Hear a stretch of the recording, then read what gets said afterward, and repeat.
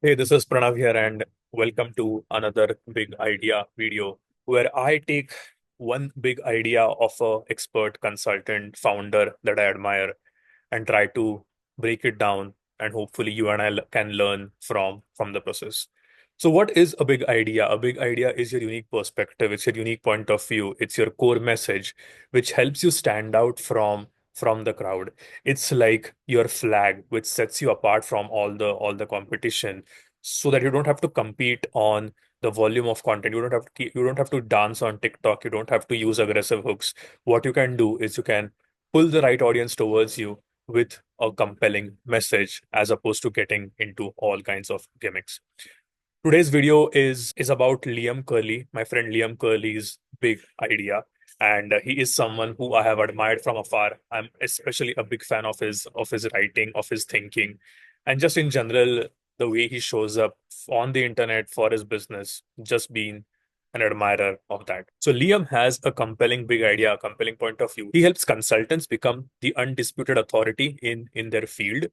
He publishes in-depth case studies of experts who become authorities. So far he has featured a number of consultants, experts like David C. Baker, Billy Broas, April Dunford, and made like these huge case studies, 5,000, 6,000 plus words case studies.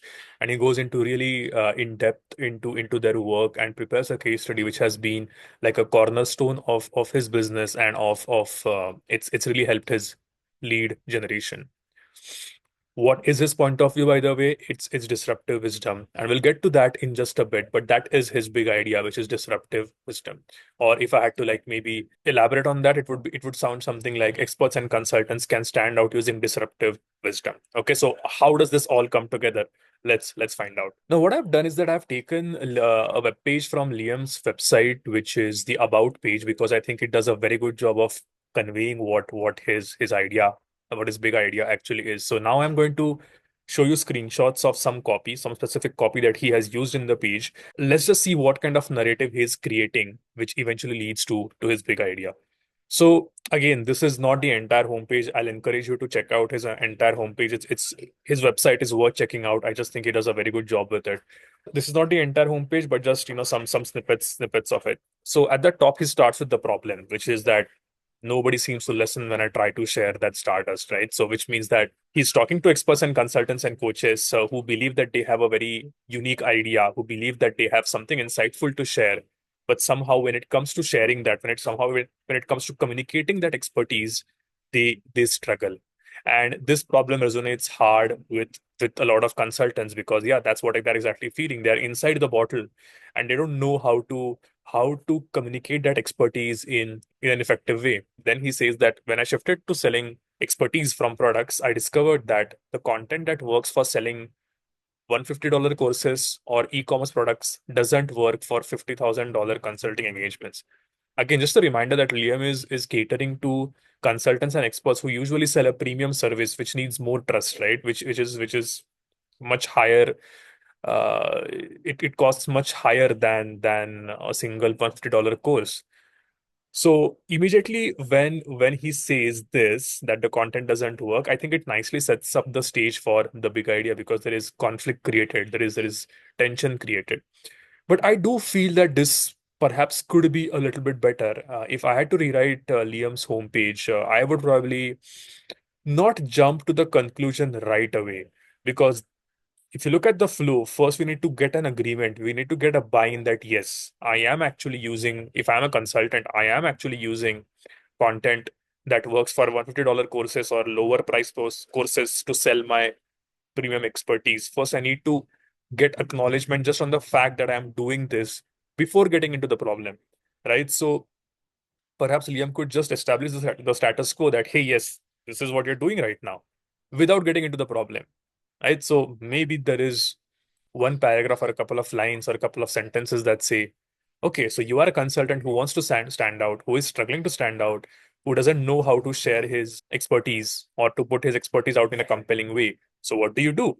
You start using marketing strategies that are aligned for selling $150 courses. And then you probably jump into the problem. So that would probably be my feedback, small feedback to Liam. Okay, but moving on. So now that we have set the stage, now that we have maybe set the status quo, Then we talk about the problems with the status quo that, okay, the content that works for selling $150 courses or e-commerce products doesn't work.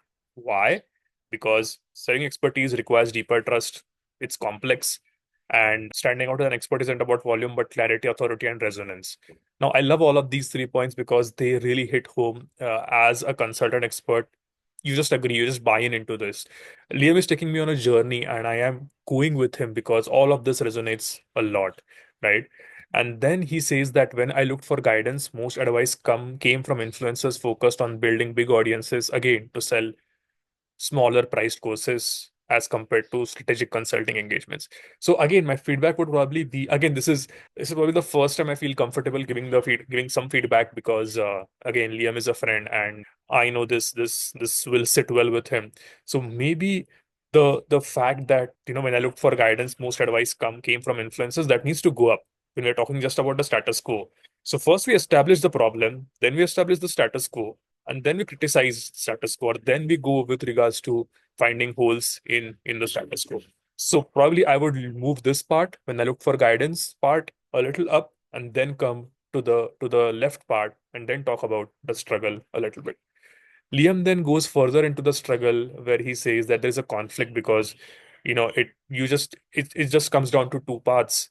That, okay, one, the problem with using those marketing strategies is that you water down your expertise for the masses, which means that you sell your soul to the algorithm, you create these aggressive hooks, you end up with a large email list of subscribers, which feels icky. So that's an emotional problem. And then what the other way is, just you can hold on to your principles, you can create thoughtful content, but you feel invisible because no one seems to care. So you have both of these paths, where one is you keep on creating content like the ones who are selling $150 courses are, or you create more thoughtful content without selling your soul, but that doesn't resonate. So what is the out? If both of them are not really working out for me, what is the out? What do I need to do? Then Liam says our feeds are full of garbage platitudes and marketing bros who shout the loudest. It makes you wonder, is this my only choice? Should I dilute my value to feed the masses and the algorithms, or maintain my anonymity as a best kept secret? Right. So again, let's recap a little bit, right? Because this narrative is very strong. There is a problem that I have as a consultant. Now, the way to solve that problem is the traditional way, or the status quo driven way to solve that problem, is that I need to shout louder. I need to borrow strategies of from people who are selling low cost products, which means that I need to shout louder. And not only doesn't that work, shouting loud doesn't work. Not only it may not be the best business decision, because as an expert, I need positioning, I need deeper trust. I'm selling something very complex, but it also makes me feel bad about myself because I'm indulging in marketing strategies that don't align with my values. So this is the tension. So now what do I do? So instead of revealing the big idea first, he says that, okay, he went on a journey, which I think is very authentic. Again, he is not really coming at no point is Liam coming across as this, hey, I figured it all out. I make this much money in whatever. I built this big empire. No, like, he is still extremely um honest. He's extremely authentic about it, where he says that, okay, this is not about me. Forget me. Let's look at the proof. Let's look at people like David C. Baker and April Dunford, who have managed to build these empires and for their consulting or for their expert brand. And what have they done? Have they really danced on TikTok? Have they really sold their soul for the algorithms? So he's indirectly asking that question. He's making me think. What Liam is doing here is that he is giving me the ammunition, or he is giving me the tools to really take what he's saying and check whether it aligns with reality. I am someone, for example, who knows David C. Baker. I am someone who knows April Dunford. And I know that Liam is speaking the truth, not because I believe Liam, but because I have checked, I've seen their work. And I know that Liam is right. April Dunford doesn't do any of this. David C. Baker doesn't really dance on TikTok or Instagram. So, what is making his brand successful? There is tension. So, Liam is onto something. He's talking about the problem. He's talking about the problems, or he's talking about the way we try to solve that problem. Then he's talking about the problems with the way we are trying to solve that problem. And then before the reveal, he's saying, hey, forget me. Like, look at these guys. Can you see what they're doing? They're not doing this this these shady things. So can we borrow something from them? And then now I am like, okay, what is it, Liam? Tell me. And then he says, I decided to figure out what they did. I'd conduct deep dive research, pouring through their podcasts, videos, newsletters, books, etc. And then he puts forth the question that he's wrestling with: what content does a consultant need to produce to attract a steady flow of the right people who want to work with us, have the budget to work with us, and are ready to buy the very thing we offer? And then he reveals and he says disruptive wisdom. So what is disruptive wisdom? It attracts the right clients, it builds undeniable authority, and then it fosters long term trust. I think my only concern, or one thing that I'm unsure of, is that maybe this seems a little anticlimactic, because now that you have given me the big reveal, you have given me the big idea, which is disruptive wisdom. I want to know more about it. I want to know what it looks like. So I'm a little unsure if Liam is doing a good enough job of explaining what disruptive wisdom is. However, the nuance to consider here is that Liam is actually does have a video, like a long explainer video, where he does go into this concept a little bit. So perhaps this is intentional. Perhaps Liam wants to just, create this tension where he wants the website visitor to go from his about page and explore different other areas. Perhaps that's intentional. But definitely at this point of time, I feel, I don't know what disruptive wisdom is. I want to know a little bit more. What does your methodology look like? What does your framework look like? You've told me what not to do, and you have told me what to do, but you have just introduced what to do. I don't know what exactly you mean by disruptive wisdom. Is it a book? How is it different from not pandering to the algorithms? I think there are a few more questions that need to be answered. Like I said, maybe it's intentional to create that tension and encourage further exploration. Now, after this reveal, again, I feel tension because now Liam has given me the plan, right? So the Liam in this story is basically a guide, and someone who is a reader, let's say an expert, is the hero. And the guide now has given hero the plan. The guide has said to the hero that, hey, you're doing this, which is wrong. The reason you're struggling is because you're following these set of things which don't serve you. Instead, follow disruptive wisdom. Take this plan and run with it. That is how the narrative is flowing. And then Liam says, what if you could create content like that, which helps you build a body of work, creates a flywheel that consistently brings in the right people, turns your content into assets that work for you forever. Right now, I feel just take my money because I want to know more. You have correctly identified my problem. You have correctly identified the things that I've done. You have correctly identified, you have told me, you have opened my eyes to this problem. And you have told me what I'm doing wrong. Now I just want to work with you because you get me. You are smart. You're likable. You definitely have expertise because you have done all of these case studies. You have gone on a journey. Can you please help me? So it's creating a very natural tension where now there is this moment where I'm like, okay, Liam, I'm with you. I'm going on a journey with you. It doesn't mean that I'll buy today, right? So when I say take my money, it doesn't literally mean take my money. It also means take my time because now I'm invested in Liam. I want to go on a journey with him. If you take a look at Liam's content strategy, which I've already touched upon, it consists of these big case studies where he goes into the business of a specific expert and really produces like an end-to-end manifesto or an end-to-end thesis of what that expert is doing or how exactly they build their business. The reason this has been successful for Liam is that whenever a prospect looks at this particular case study, they are inspired. Two things happen. One, they're inspired. Now they feel that, okay, I want to build a business like that. And secondly, they also feel that, okay, Liam knows this.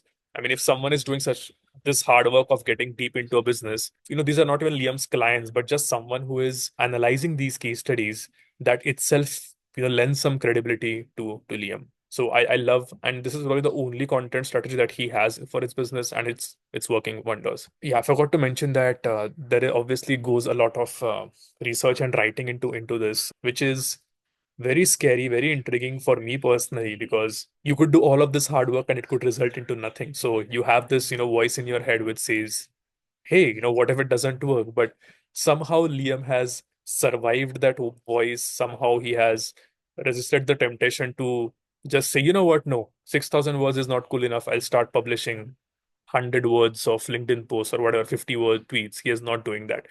So that is one thing that scares me plus excites me about what Liam is doing, that he is really going deep and he is investing the time to create something, and clearly it's working for him so far. The other thing about this is that this has inbuilt shareability. So this is not what Liam had in mind when he created this, but there was a recent post by David C. Baker, for example, when David C. Baker actually shared this one case study that Liam had created.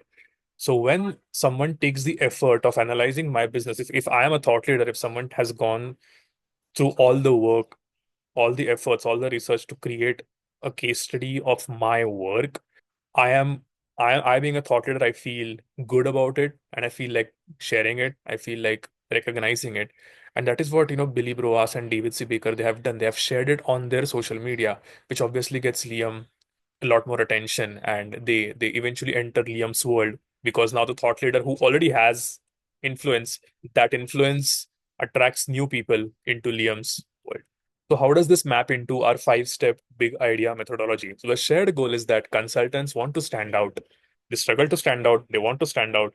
They want to create content that attracts high-value clients who are willing to pay premium rates for their expertise. What is the status quo? Consultants typically follow the B2B influencer audience building model, creating content designed to build large audiences through regular posting, engagement tactics, and algorithm optimization. This is the standard approach taught by most content marketing experts and is widely practiced. So, what are the problems with the status quo? Well, many consultants end up watering down their expertise to appeal to broader audiences as they feel thoughtful content will always go unnoticed. It doesn't even work because they struggle to convert their content efforts into actual high value client relationships, because selling expertise is not like selling low cost products. It's about depth and trust. The villain that Liam is attacking is that it doesn't have to be either or. You don't really need to create content marketing strategies that don't align with you, or you need to be ignored. It doesn't have to be this either or. This is the root belief that I'm going to help you out of. There is a better way. You don't have to get stuck between both of these extremes where you either sell your soul or be prepared to be ignored. And then he reveals a big idea, which is disruptive wisdom, that successful consultants should focus on disruptive wisdom, building a body of work with fresh, resonant ideas that demonstrate deep expertise rather than chasing algorithms or volume. If I had to use a stop start statement, I would say something like stop chasing algorithms, start building disruptive wisdom. Or I would say stop using course creator strategies and start building disruptive wisdom. This is not Liam's copy. This is just me trying to make sense of the narrative. My personal takeaways: be brave enough to publish deep content because the case studies are mind blowing, and just love the copy and the narrative that Liam has put together in this. So I hope this helps. Thank you, and thanks, Liam, for everything you do.